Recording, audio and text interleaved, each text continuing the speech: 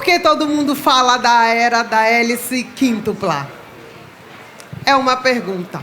A inovação acontece de forma isolada. Ela nasce da interação entre diferentes setores da sociedade.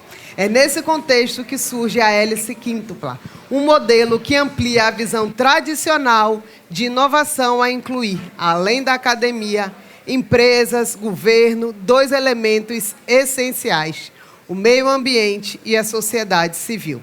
Este conceito destaca a importância de integrar sustentabilidade e impacto social nas estratégias de inovação, promovendo um desenvolvimento mais equilibrado e alinhado com os desafios contemporâneos.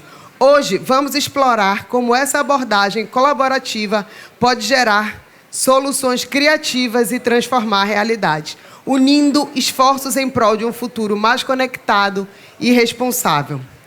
Esse próximo bloco promete abordar iniciativas, projetos e estratégias que têm impulsionado a cidade como um polo criativo e tecnológico, além de refletir sobre os desafios e as oportunidades que moldam o futuro da inovação em Salvador. Teremos uma conversa especial sobre os caminhos da inovação e como Salvador tem se destacado nesse cenário. Para conduzir esse bate-papo e trazer perguntas afiadas e insights únicos para explorar o trabalho, o nosso convidado é Léo Sampaio. Eita, que para apresentar é muita coisa, viu? Querido. Apresentador carismático demais, né? Referência no mundo da música, é reconhecido como uma das personalidades mais respeitadas e reconhecida pelos artistas, com mais de 20 anos pela frente aí de carreira, à frente do Se Liga no Pida. Léo já entrevistou centenas de grandes nomes da música nacional, sempre trazendo originalidade, autenticidade, acho que é o que te define, né? Bom humor e conteúdo relevante. Atualmente também comanda o programa Pida Music na Rádio Salvador FM, com transmissão no YouTube, e tem no currículo 13 anos como apresentador do SBT Folia, levando a energia do carnaval baiano para todo o Brasil. Seja bem-vindo, Léo. Eu que te agradeço. Muito obrigado pela apresentação, agradecer essa biografia aí, né, minha amiga Marcela? Muito obrigado. Agora, nosso entrevistado, André Juazeiro. Secretário Estadual de Ciência, Tecnologia e Inovação da Bahia, coordenou também o planejamento do Parque Tecnológico da Bahia através da Fundação CERT. Como secretário da SECT, foi responsável pela expansão do Conecta Bahia, programa do governo do estado que leva a internet e Wi-Fi gratuita para cidades e povoados do interior, prédios públicos e estações de metrô de Salvador. Olha que legal, hein? Mais de 180 municípios foram contemplados com a entrega de 375 pontos de conexão. Seja muito bem-vindo, secretário. Boa tarde a todos vocês. Boa tarde ao Screen. Prazer, uma satisfação enorme estar aqui de novo. Já participei de tantas edições, né, Lucas? Um grande abraço aqui para o nosso presidente, para a Marcela, nossa querida produtora também, a toda a equipe envolvida. Eu sei o quanto, né, existe de dedicação para ser realizado essa edição, né? A cada edição existe um primor, um cuidado, uma atenção em avaliar os pontos positivos, né, do nosso Screen. Parabéns mais uma vez, estou muito feliz de estar aqui e poder bater esse papo, né? O Screen coloca como uma entrevista, né, secretário? Mas eu acho que a gente vai ter que, na verdade, um bate-papo para a gente discutir justamente sobre o que é a grande característica do Screen, que é inovação e criatividade, né? Desde da sua primeira edição, a gente sempre falou muito sobre isso nas suas palestras, né, das oficinas, e cada ano a gente vai aprimorando isso e trazendo novidades para a gente. Agradecer aqui a presença de vocês, a audiência toda, e a gente vai justamente falar sobre esse assunto que muitas pessoas podem saber, outras não. Primeiro, eu quero só dar uma boa tarde aqui ao secretário André Juazeiro, obrigado. É o secretário de Ciência, Tecnologia e Inovação do Estado da Bahia. Bem-vindo ao Screen. Obrigado, boa tarde a todos. É uma alegria estar aqui hoje, né, falando para esse público majoritariamente soteropolitano, mas falando para a Bahia como um todo, porque a política que a gente faz na Secretaria é uma política de Estado, né? É semelhante em todo o município, mas ela é muito mais forte em Salvador, naturalmente, né? Onde tem um ecossistema mais preparado para a inovação do que a maioria dos municípios do interior.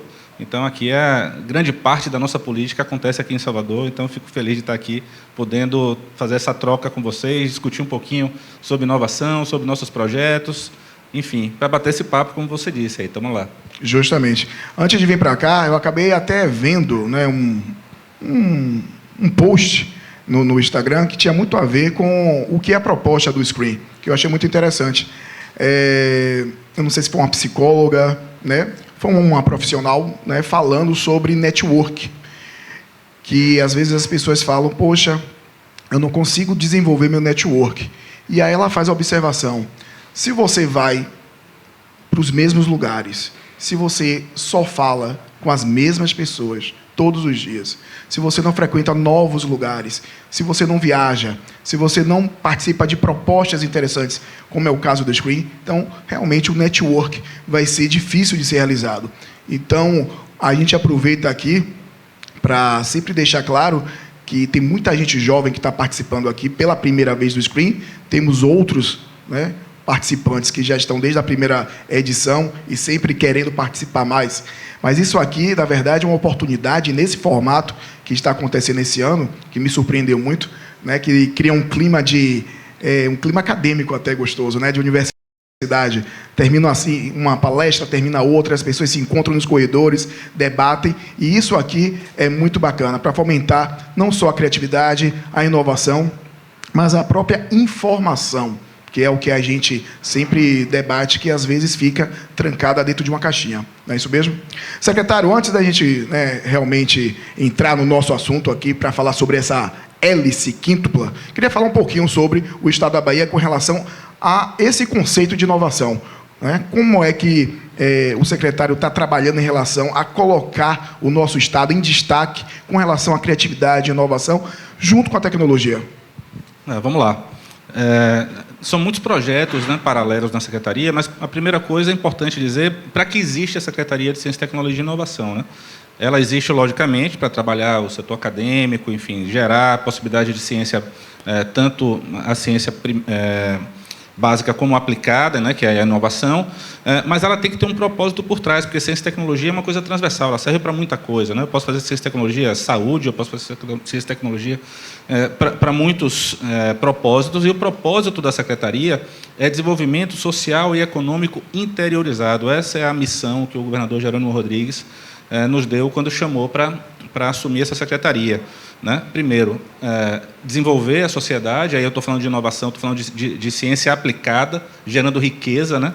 A gente precisa começar a diminuir a quantidade de papel na prateleira da universidade e ter mais produto, né, gerando riqueza na sociedade. Então, a ciência aplicada tem que ganhar um pouco mais de destaque nos nossos investimentos, isso é um propósito, mas interiorizar também nossa pesquisa e desenvolvimento, porque nós temos 417 municípios no Estado e muito é concentrado em Salvador, logicamente, por conta do potencial das universidades aqui. A UFBA é a maior universidade que nós temos e está em Salvador, praticamente todas elas têm espaço aqui, muitas privadas. Então, o ecossistema daqui ele é mais preparado e, naturalmente, faz mais pesquisa, né, inova mais, e a gente tem esse propósito de levar isso para o interior, e aí tem um monte de mecanismos, a gente vai ter a oportunidade de falar um pouco sobre esses projetos ao longo aí desse bate-papo, mas entender que o desenvolvimento social e econômico é o princípio pelo qual a gente faz ciência e tecnologia e busca inovação, né, conseguir desenvolver o interior do Estado, que é um Estado pobre, como todo mundo sabe, né? É isso aí. Então, bora começar a falar aqui sobre esse tema, né? Como está aqui no telão, porque todo mundo fala da era da hélice quíntupla. A gente ouve muito falar, né, sobre, né, desde a década de 90, sobre a hélice tripla, né, onde nós envolvemos a universidade, envolvemos aí o governo e a sociedade, certo? Numa conversa em comum para que as coisas aconteçam da melhor forma possível.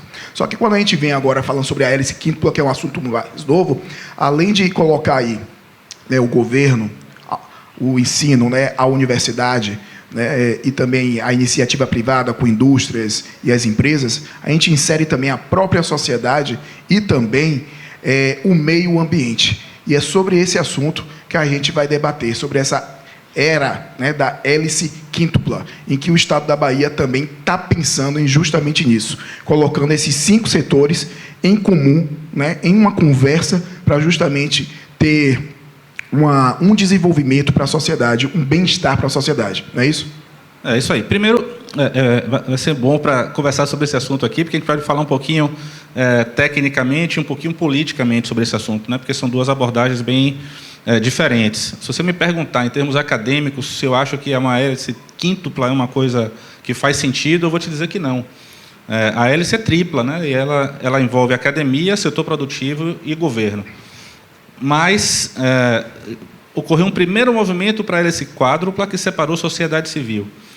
Sociedade civil está no setor produtivo, não precisaria necessariamente você destacar, mas politicamente eu acho que isso é importante, é necessário você dar o destaque para que se entenda que a ciência e tecnologia não existe só para a indústria, ela existe para resolver os problemas da sociedade no dia a dia. No dia a dia. Para a agricultura familiar, eu tenho lá um pequeno agricultor que hoje está deixando de fazer só a venda da fruta e está fazendo um doce de compota, isso é ciência e tecnologia chegando para ele, né? A gente pode achar que é uma coisa simples, mas não é. Se ele não tiver tecnologia, ele não consegue, nem o design do produto dele, da embalagem, vem da universidade, o que vai estar ali, a informação nutricional, essa informação vem da universidade. Ele não tem a capacidade sozinho de fazer esse trabalho acontecer, e a inovação e essa interação com a academia e com o governo é que faz essa agroindústria surgir. E a gente está falando aqui na Bahia de mais de 400 agroindústrias com base em agricultura familiar, para se entender a importância do movimento de você levar a ciência e tecnologia para uma base social, né? A riqueza que isso está gerando, ele está deixando de vender fruta, está vendendo um produto industrializado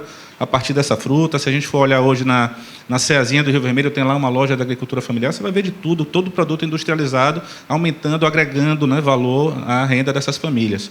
Então, quando a gente separa a sociedade civil do setor produtivo, na verdade, eles também estão no setor produtivo, né? A agricultura familiar está produzindo, né? Mas a gente separa por uma questão política, para você dar uma importância diferente, né? Fazer propostas específicas para esse segmento, que não só para a indústria. E quando entra meio ambiente, aí eu vou falar academicamente mais errado ainda, porque nem é ator, né? Eu estou falando da tripla hélice, são os atores do setor de inovação. O meio ambiente não atua, né? Ele é uma Seria coisa uma passiva. consequência. Mas quando a gente traz o meio ambiente para a quíntupla hélice, está dizendo assim, eu estou prestando atenção nisso. Isso, para mim, é importante. Eu estou aumentando a importância da sustentabilidade nos processos produtivos. Então, quando eu falo... É o ESG que está chegando, né? Quando eu falo de desenvolver um empreendimento, por exemplo, vamos falar aqui da mineração. A gente desenvolveu uma pesquisa para retirar do rejeito da vanádio em Maracás o titânio, e esse titânio vai gerar uma planta de pigmentos, que vai gerar tinta, ou seja, é desenvolvimento econômico dobrado. Primeiro, aumenta uma planta produtiva em Maracás, que agora do rejeito tira o titânio, aí tem uma questão ambiental, eu estou deixando de enterrar mais minério, estou, né, diminuindo o passivo e aumentando a minha rentabilidade, como gera uma planta que gera emprego em Camaçari do pigmento. Todo esse processo, se você pensar só em inovação e só em indústria, ele tem um viés. Mas quando você envolve nisso, quando eu estou fazendo esse investimento, eu estou tirando um minério do rejeito que estava sendo enterrado, ou estava sendo descartado de uma forma a gerar um prejuízo ambiental, e eu transformo isso em riqueza, envolvo a sociedade civil na produção, né? Ou seja, gerando mais empregos, também na tinta aqui, e estou diminuindo o impacto ambiental, estou trazendo mais uma coisa importante para o processo, que é a valorização do meio ambiente, que é a redução, por exemplo, quando eu trabalho com crédito de carbono, né, a redução de impacto a partir do crédito de carbono, resolvendo um pouco, né, do processo do aquecimento global. Então, está tudo muito envolvido, e quando a gente não separa, não presta atenção, não olha com foco. Então, separar e transformar eles em quíntupla, que na verdade estava tudo dentro das 3, né, a gente está dando evidência a 2 temas importantes, e para nós do governo do Estado isso é muito importante, a questão ambiental e a questão social nos processos de inovação. Trazendo sempre aqui para o aspecto do nosso Estado, né? Mas a gente pode também ter uma visão um pouco mais abrangente em relação ao nosso país. Qual é a maior dificuldade da gente colocar em prática essa questão da hélice própria tripla e agora, né, a quíntupla, principalmente aqui no nosso Estado da Bahia? Qual é a maior dificuldade desses setores, né, conseguirem realmente sentar e conversar em prol da sociedade? Olha, eu acho que a inovação ela tem uma uma coisa importante que a gente precisa romper para conseguir desenvolver ela, que são algumas culturas, tá certo? Então, primeiro eu preciso formar melhor. A educação é base. Se eu não tenho, eu trato isso como divisão de base. Quem está no esporte, futebol. Se eu não tiver uma boa divisão de base, eu nunca tenho um time profissional que jogue bola. Eu tenho que gastar dinheiro, comprar de fora, gastar o tubo para trazer um jogador bom, porque eu não consigo formar, porque eu não tenho divisão de base. A educação é a divisão de base da ciência e tecnologia. Se eu não tenho uma educação que forma cabeças que sejam empreendedoras e inovadoras, eu não vou ter lá adiante, que é o que tem hoje um pouco acontecido, um ecossistema forte para a inovação. Então, um dos projetos que nós temos, que conseguimos colocar em prática agora, conseguimos aprovar no Conselho Estadual de Educação a curricularização da educação científica. O que é isso? Antigamente, a gente tinha lá um processo de iniciação científica nas escolas. Iniciação científica era um projeto extracurricular, quer dizer que não tem professor remunerado para aquela atividade, ele faz no tempo livre dele, no tempo extra. Isso diminui muito a quantidade de professores que quer fazer, ele não está sendo remunerado para isso, só faz aquele no amor, para menos alunos, para um período curto do ano, né? Isso dificultava muito a formação de cabeças para a pesquisa. E a gente é do volume que a gente tira, é uma peneira. A mesma coisa que a gente faz com a educação física. Todo mundo faz educação física na escola. Não quer dizer que todo mundo vai ser esportista, né? Ninguém vai ser, não é todo mundo que vai ser atleta, mas eu tiro um cara que é bom no futebol, um cara que tem um talento para o basquete, ele vai surgir naquele processo. A mesma coisa com a música, a mesma coisa com a ciência. Quando a gente curriculariza isso, quer dizer, eu tenho um professor para a educação científica, recebendo e trabalhando em laboratórios, porque as novas escolas têm laboratórios, a gente tem mais de 250 escolas novas, com laboratório de Química, Física, Biologia e Informática, no geral, e 270 delas terão investimento da Secretaria de Ciência e Tecnologia, com laboratórios de Robótica, Audiovisual e Games. Quer dizer, eu tenho agora uma infraestrutura, e a gente começa a ter que formar professor para dar aula nesses laboratórios e entregar uma educação que não parte de um conhecimento pronto que está sendo ofertado, que é hoje o padrão do ensino. O aluno chega lá, recebe uma apostila, um livro, ele vai ler, e dali ele aprende alguma coisa e vai na prova marcar ou escrever sobre o que ele aprendeu. A educação científica ela tem uma proposta diferente, ela não entrega conteúdo pronto nenhum, entrega um desafio. Está todo mundo aqui que está na inovação acostumado a lidar com isso, é como um hackathon. Ele vai receber um desafio, ele vai ter que aprender a pesquisar sobre aquele assunto, ou seja, começa a criar o próprio conhecimento, aprender a trabalhar com os laboratórios para experimentar, propor solução e desenvolver uma inovação. Então, quando isso acontece para todos os alunos do ensino médio, primeiro, segundo e terceiro ano do ensino médio, em 581 escolas, eu estou falando que a gente pode mudar a realidade da inovação na Bahia ali adiante. Na inovação, a gente não vai ter nenhuma solução mágica que ano que vem eu mudei tudo, resolvi os problemas da Bahia. Não vai acontecer. Mas, a médio prazo, com a formação adequada, esse aluno que está se formando nesse conceito novo, ele tem capacidade empreendedora, está inovando, entende o processo de inovação. A gente entra na escola com trilhas que vão desde a propriedade intelectual, a gente está fazendo INPI nas escolas, tentando comprar um software, eu vou dar spoiler, um software da Bélgica que ajuda a gente a escrever a patente. Então, o menino do primeiro, segundo, terceiro ano vai escrever patente internacional com a ajuda de uma IA, de um software que ele vai escrever com as palavras dele, e isso vai preenchendo os formulários. Até incubação e aceleração e investimentos de um fundo que a gente está montando, que é a Inovatec, que já está na Casa Civil, indo para a Assembleia Legislativa, que eu vou poder investir nessas startups, que eu vou chamar assim, que estão surgindo nas escolas. Então, é um projeto amplo, né, que começa na educação básica com a educação científica e termina numa startup, que é aquela que surgir, sendo investida pela SECT. Eu acho que assim a gente consegue mudar um pouco o panorama, que é de dificuldade, de pouca inovação, se eu posso chamar assim, ou uma inovação que não tem ainda um ecossistema pujante como a gente gostaria que estivesse aqui na Bahia. A gente fala logo no início, né, o senhor estava falando sobre a questão do interior, né, que o senhor está, claro, como secretário do Estado, está falando né, pelo todo do Estado da gente. São 417 municípios. E a gente vê essas cidades, o interior, tendo um destaque apenas, geralmente na época do São João, né? Culturalmente falando. A gente vê que tem um destaque aí, uma movimentação, né, da plateia que está aqui. Quem mora em Salvador, mas nasceu em outra cidade? é do interior e hoje moram aqui na capital, não é isso aí? Qual é a cidade? Barreiras. Barreiras, Euclides da Cunha. Tem outras pessoas que estão lá atrás também. O que eu queria ressaltar é o seguinte: essa dificuldade das inovações e das pequenas inovações, pequena tecnologia, realmente chegar até o interior. Como é a conversa hoje do Estado, até com a iniciativa privada, para ter essa melhoria, né, na inovação, na tecnologia? Porque a gente pega vários municípios até hoje que existe uma dificuldade com sinal de celular, né? Em 2024, uma coisa que não era nem mais para a pessoa se preocupar com isso, com o sinal de celular, com a internet. Então, a gente tem um estado aí, que eu brinco, né, que é um estado quase continental, porque a Bahia é grande e muito grande. Como é que o Estado hoje conversa, né, trazendo até essa questão da hélice, uma conversa com a iniciativa privada para essa melhoria chegar efetivamente no interior? Essa é uma pergunta importante. A inovação ela só acontece do jeito que a gente está falando aqui, se eu tenho iniciativa privada com vontade de fazer investimentos em P&D, né, em fazer inovação.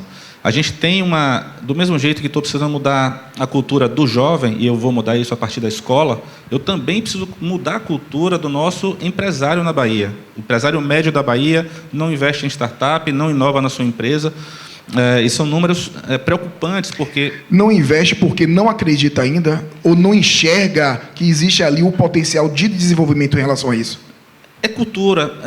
Cultural. É cultural. Não vai acontecer de um dia para o outro. Você tem que começar a mostrar que isso é um bom investimento, né? Aconteceu em Santa Catarina, um processo que vem acontecendo há 30 anos, 40 anos para trás, né? Há 20 anos atrás, nosso parque tecnológico aqui teve uma consultoria da Fundação CERT, que é de Santa Catarina. Eles já estavam fazendo isso lá há mais de 10 anos.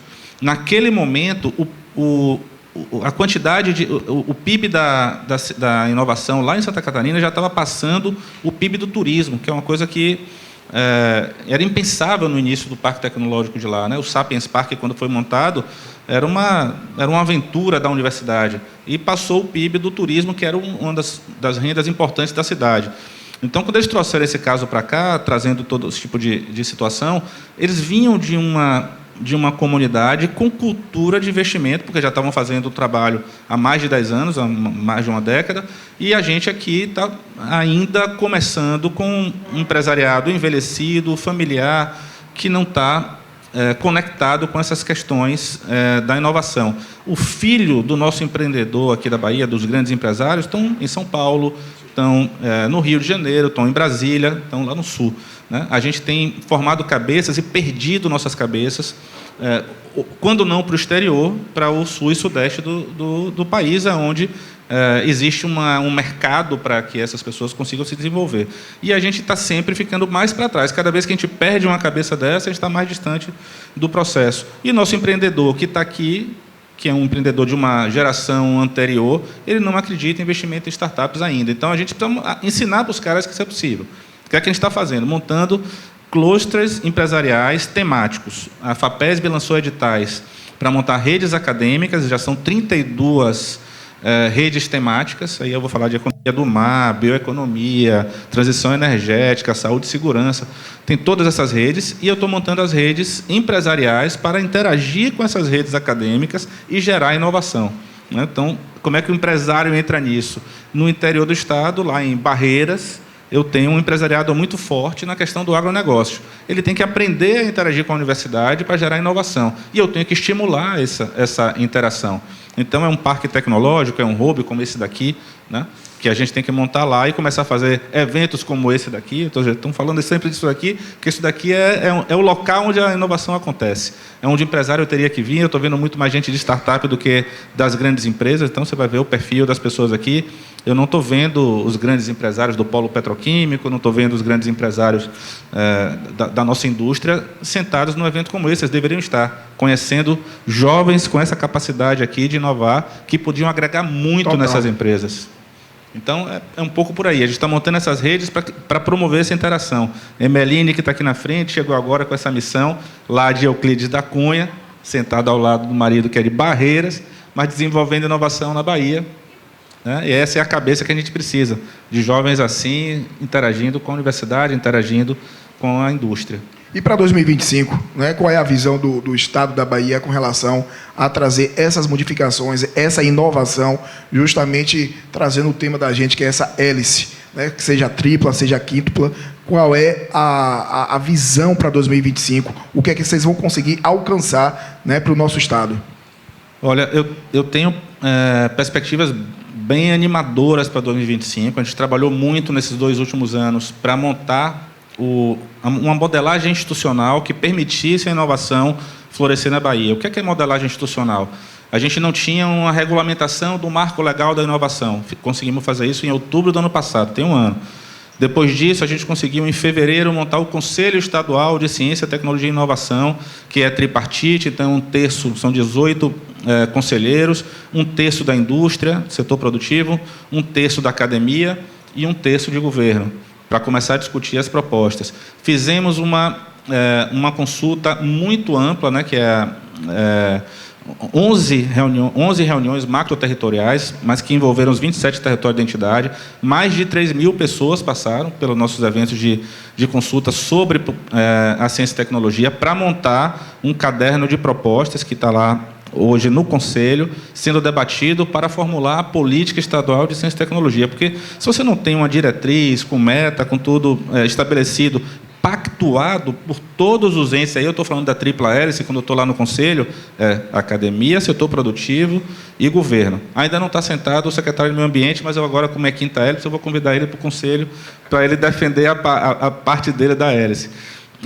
Saindo uma política, a gente vai poder desenvolver um planejamento estratégico. Também não é um planejamento da secretaria, é um planejamento do ecossistema, porque está todo mundo sentado na mesa, numa agência de desenvolvimento que foi criada agora, está no Ministério Público esperando agora a aprovação do Estatuto. Então, para o ano que vem, eu tenho uma agência de desenvolvimento de ciência e tecnologia no Estado da Bahia funcionando, que é quem vai tocar o planejamento estratégico. Eu defino uma política, e o Estado tem um peso maior, depois a gente define um plano estratégico, é como é que eu alcanço os objetivos daquela política, e a agência de desenvolvimento é o órgão executor dessa política. Por que eu preciso dessa governança?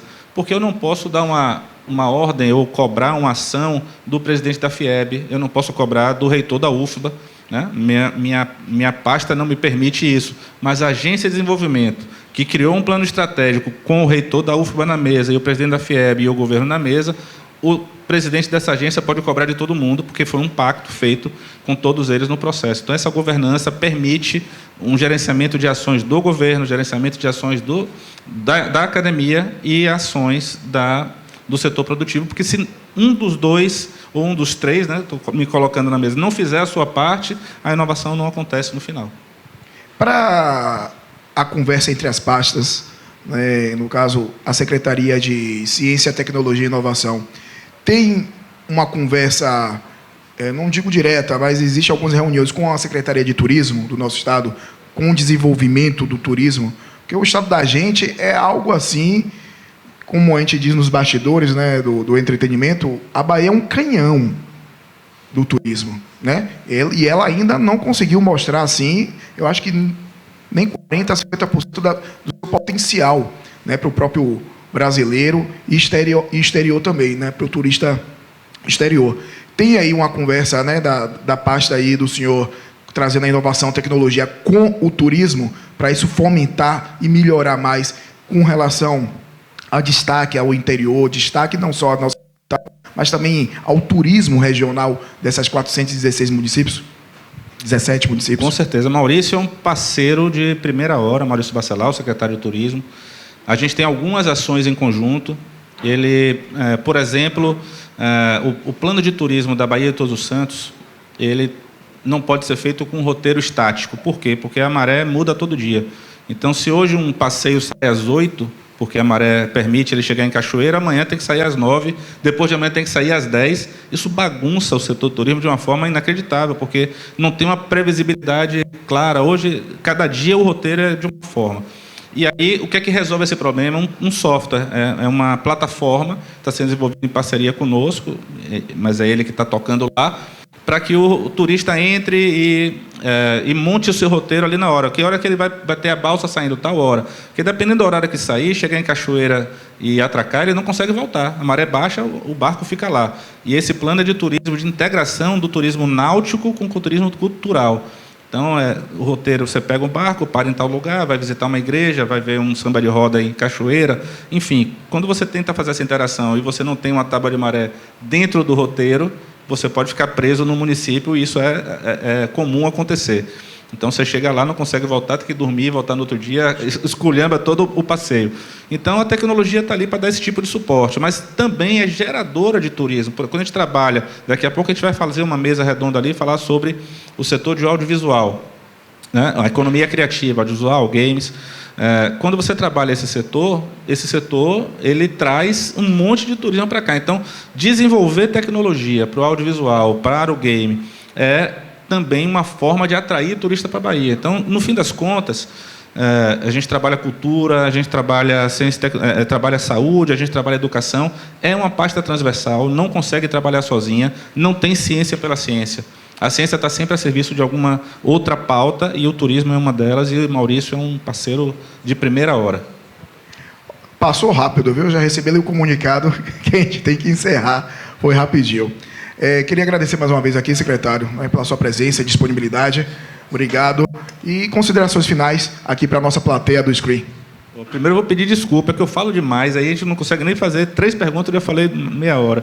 Agradecer a oportunidade de estar falando aqui para vocês sobre algumas das ações da SECT. Eu não pude falar de muitas, o espaço é curto, mas a gente pode fazer outras interações. Amanhã tem Impulse, Amanhã tem Impulse, a gente pode falar de novo sobre isso. Estamos organizando um calendário, né, de todas as instituições que fazem eventos de ciência e tecnologia. A gente propôs isso no sítio da FEComércio, para que a gente possa distribuir durante o ano e cada um ajudar o outro no processo e desenvolver esse ecossistema de uma forma mais equilibrada, não ter o evento da FEComércio, o evento da SECT, o evento da Prefeitura de Salvador. Conseguir unificar, né? O calendário tem que ser, todos os eventos é de todo mundo, sabe? Que o evento não é para nós, o evento é para vocês, e tem que ser uma coisa que te atenda o ano inteiro.